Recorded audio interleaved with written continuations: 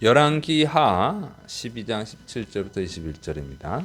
아람 왕의 침공함을 기록하고 있습니다. 열왕기하 12장 17절 18절 그때에 아람 왕 하사엘이 올라와서 가드를 쳐서 점령하고 예루살렘을 향하여 올라오고자 하므로 유다의 왕 요아스가 그의 조상들 유다 왕 여호사밧과 여호람과 야하시아가 구별하여 드린 모든 성물과 자기가 구별하여 드린 성물과 여호와님의 성전 곳간과 왕궁에 있는 금을 다 가져다가 아람 왕 하사엘에게 보냈더니 하사엘이 예루살렘에서 떠나갔더라.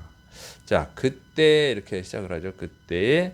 그때는 이제 앞에 사건 9절부터 16절까지의 성전 수리를 했을 때에처럼 이렇게 보이지만 그건 아니고 이것은요 성전 수리가 다 끝나고 시간이 꽤 흐른 후에 있었던 일입니다.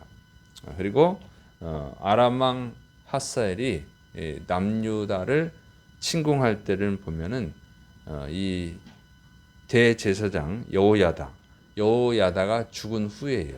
죽은 후기 때문에 그때는 앞에 있는 사건 9절부터 16절의 성전 수리 사건이 아니고 다른 사건이죠. 그러니까 하사엘이 침공했을 때의 사건이에요. 자, 그래서 여기 보면은 요아스 왕이 16절까지 보면은 열왕기하 12장 16절까지 보면은 성전 수리를 굉장히 열심히 하는 내용으로 되어 있어요. 정말 하나님 기뻐하시는 일을 했죠. 기뻐하시는 일을 했는데 근데 갑자기 이제 아람 왕 하사엘이 침공을 해가지고 가드가 다 점령을 당하고 예루살렘까지 위기에 처하죠. 점령당할 위기에. 그래가지고 이 요아스 왕이 성전에 이제 금은보화 이런 것들을 갖다가 왕궁에 있는 금은보화, 성전에 있는 금 이걸 하사엘에게 갖다 바치죠. 그리고 하사엘이 돌아가는 거예요. 이제 이런 내용으로 돼 있어요. 그게 좀 의아하죠. 왜냐하면 하나님을 잘 믿었는데 왜 이런 어려움이 왔을까 이런 생각을 하게 되는 것이죠. 근데 이것은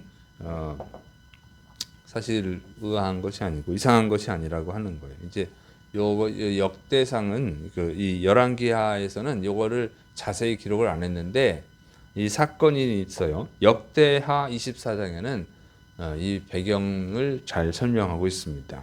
그 배경을 보면 이렇게 돼 있어요. 역대하 24장 17절부터 18절 여호야다가 죽은 후에 방백들이 와서 왕에게 절하매 왕이 그들의 말을 듣고 그의 조상들의 하나님 여호와님의 전을 버리고 아세라 목상과 우상을 섬겼으므로 그 죄로 말미암아 진노가 유다와 예루살렘에 임하니라.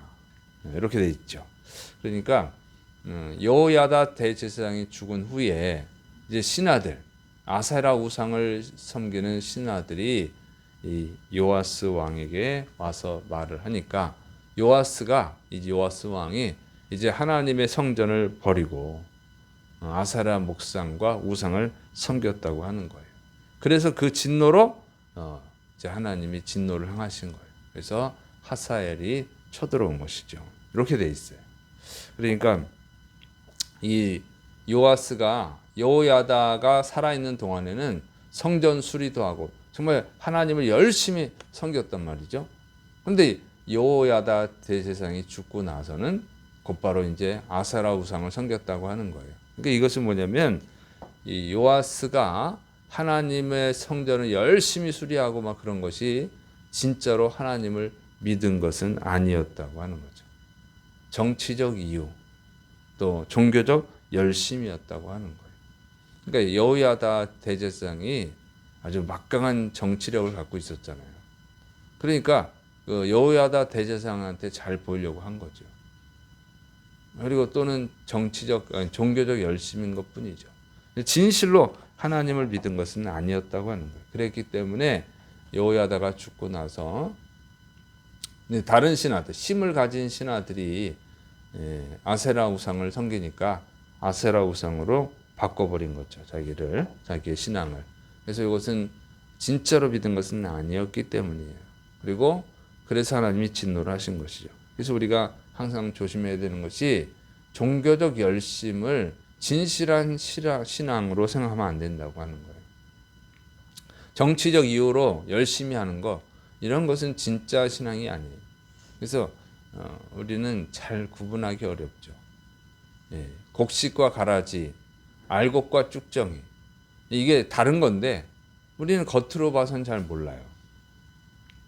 그래서 종교적 열심, 뭐 정치적 이유, 이거는 이제 공통점은 뭐예요? 다 자기의 이익을 위해서 그러는 거예요. 자기의 이익을 위해서 신앙생활을 하면은 그건 진실된 신앙이 아니에요. 그건 뭐 종교적 열심이라고 해야 하는 것이죠. 그래서 여러분 자신도 점검을 해야 됩니다. 내가 정말로 하나님을 사랑해서 예수 그리스도의 십자가의 은혜가 감사해서 열심히 하느냐, 아니면 어떤 복을 받기 위해서, 뭐 기복신앙이라고 그랬죠. 그게 다 종교적인 거예요. 그런 것을 위해서 열심히 한다 그러면 그것은 이제 어려움이 닥쳐올 때, 어떤 자기의 어떤 필요한 것이 있을 때 그때 드러나요. 그건 진짜가 아니니까. 그래서 진짜 십자가의 은혜, 나의 죄를 대신해서 십자가에서 죽어주신 그 은혜, 그 감사해서 열심히 해야 돼요. 그게 진짜 신앙이죠.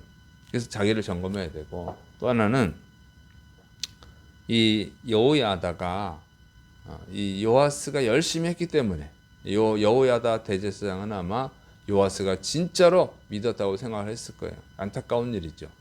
그런데 진짜가 아니었거든요. 그래서 여러분의 자녀들 신앙 교육을 잘 하셔야 됩니다. 열심히 한다고 해서 진짜로 다 믿는 것은 아니라고 하는 거예요. 특히 이제 학생 때, 청년 때는요, 열심히 합니다. 그래서 진짜 예수님 잘 믿는구나, 이렇게 생각해요. 저도 그걸 많이 속았어요.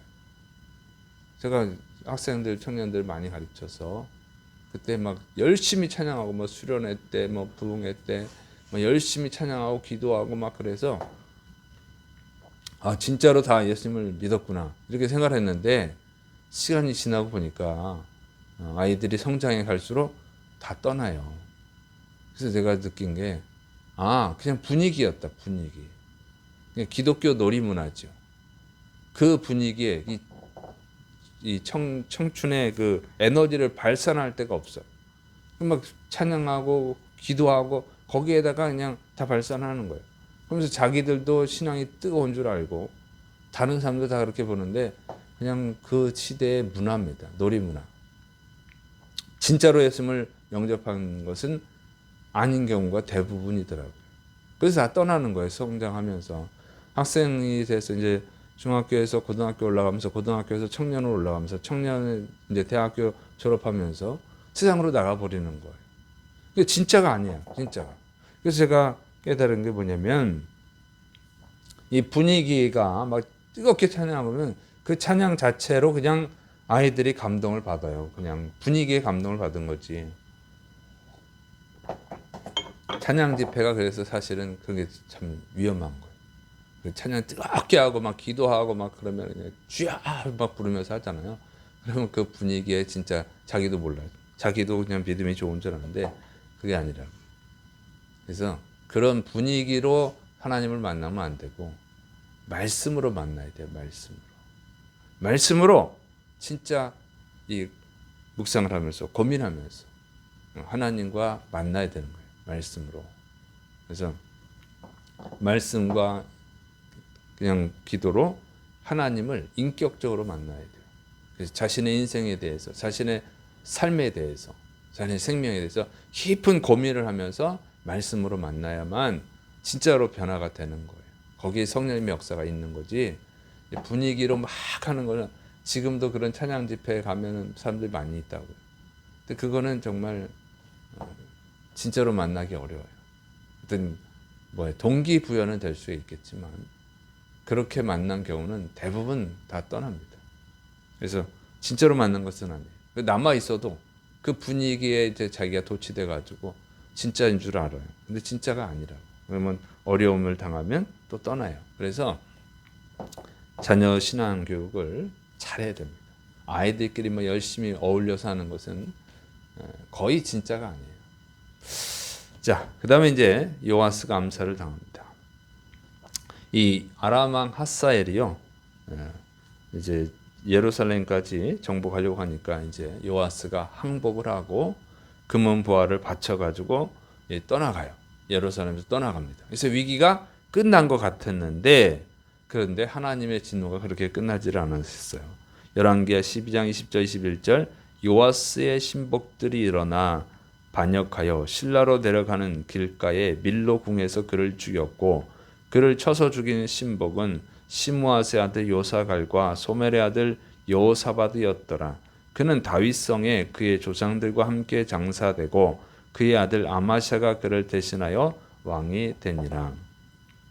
자, 요아스는요 자신의 신복 그러니까 신하들에게 암살을 당하게 됐습니다.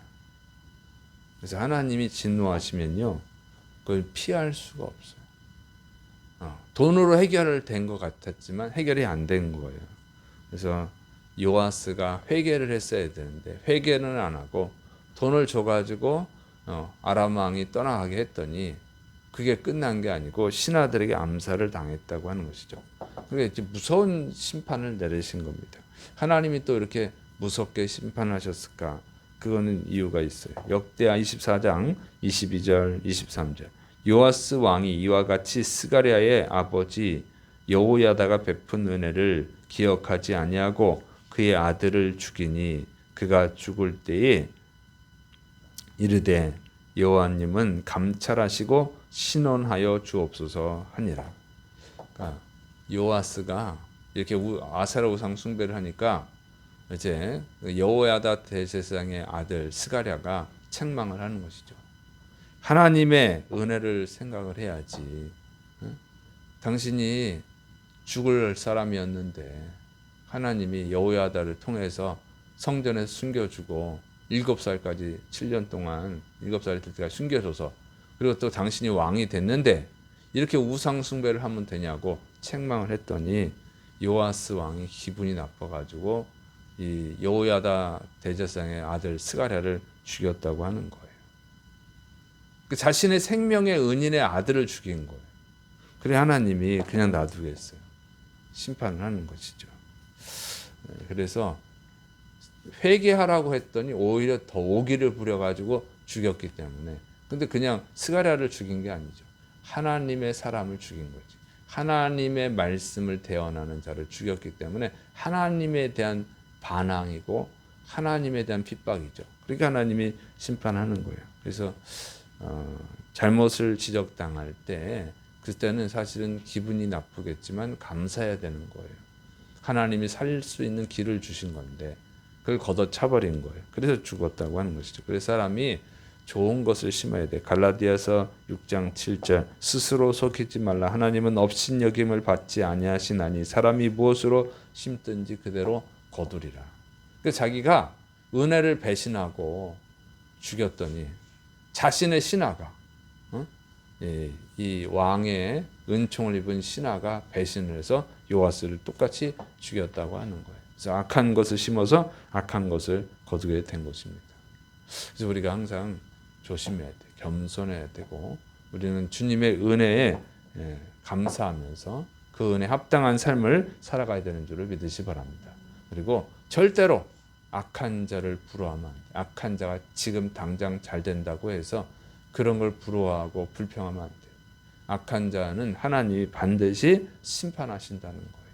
회개하지 않으면 반드시 심판하시는 때가 오는 거예요. 그래서 예수님 믿으면서 악한 자들이 잘 되는 것을 절대로 부러워하면 안 돼요. 부러워하지 말고 우리는 하나님 앞에 십자가의 은혜에 감사하면서 주님 앞에 열심히 순종하고 충성해야 될 줄을 믿으시를 바랍니다. 그래서 여러분이 진짜로 주님을 만나야 돼요. 주님을 만나야 되고 또 여러분의 자녀들이 정말로 주님을 만나고 영접할 수 있도록 신앙교육에 열심을 내시를 축원합니다. 그래서 주님이 오실 때 지금 세상이 돌아가는 거 보면 뭔가 좀 이상하죠. 자꾸 전쟁이 더 커지는 것 같고 그다음에 이상기온이 자꾸 나타나고 이단 사이비가 많이 늘어나고 그래서 좀 수상한 시대예요. 지금 세상이 돌아가는 게 이상해요. 그리고 기독교가 자꾸 변질되고 동성애가 기독교에서 자꾸 수용하는 쪽이 늘어나고 있잖아요. 그래서 뭔가 이상합니다. 그래서 하나님이 이런 것을 보면 심판하실 것만 같아요. 언젠지 모르지만. 그래서 우리가 바른 신앙을 가질 수 있도록 여러분 자신을 점검하고 또 신앙 교육에 열심히 내시고 또 열심히 전도하시기를 축원합니다. 기도하겠습니다. 사랑이 많으신 하나님 아버지, 우리 하나님은 사랑이 많으신 분입니다. 그러나 회개하지 않는 자는 반드시 심판하십니다. 매일매일 우리가 주님 앞에 회개하는 자가 되게 하여 주시옵시고, 특별히 또 우리 자녀들, 다음 세대들 신앙 교육에 힘을 쓸 수 있도록 도와주옵소서. 주께서 함께 하심 믿고 예수님의 이름으로 감사하며 기도드립니다. 아멘.